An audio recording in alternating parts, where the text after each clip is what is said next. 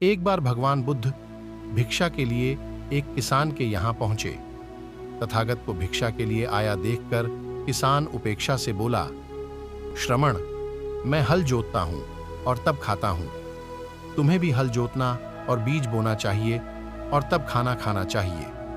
बुद्ध ने कहा, महाराज, मैं भी खेती ही करता हूं। इस पर किसान को जिज्ञासा हुई और वह बोला, मैं न तो तुम्हारे पास हल देखता हूं, न बैल और ना ही खेती का स्थल।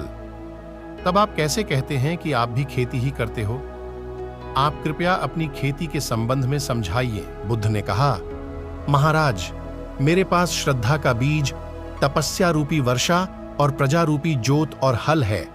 पाप भीरुता का दंड है, विचार रूपी रस्सी है, स्मृति और जागरूकता रूपी हल की फाल और पेनी है। मैं वचन और कर्म में संयत रहता हूं।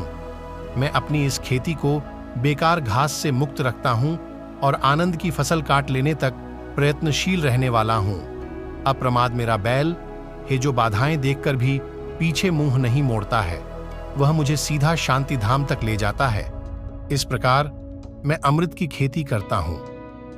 भगवान बुद्ध का जब पाटलिपुत्र में शुभागमन हुआ, अपनी अपनी सांपत्तिक स्थिति के अनुसार उन्हें उपहार देने की योजना बनाने लगा। राजा बिंबिसार ने भी कीमती हीरे, मोती और रत्न उन्हें पेश किए। बुद्ध देव ने सबको एक हाथ से सहर्ष स्वीकार किया।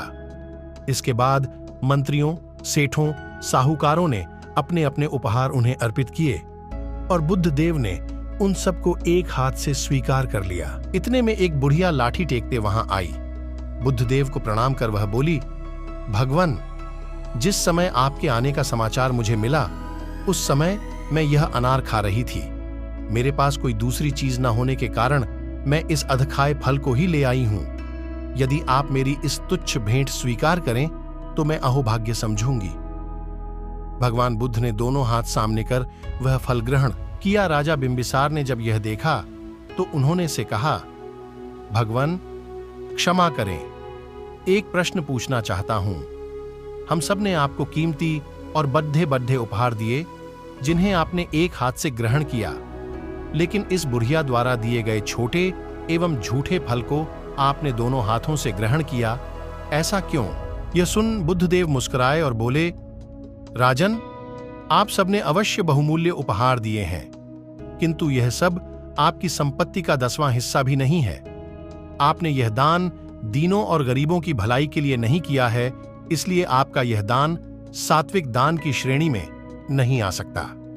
इसके विपरीत इस बुढ़िया ने अपने मुंह का कौर ही मुझे दे डाला है। ये बुढ़िया निर्धन है, लेकिन इसे संपत्ति की कोई लालसा नहीं है। यही कारण है कि इसका दान मैंने खुले हृदय से दोनों हाथों से स्वीकार किया है।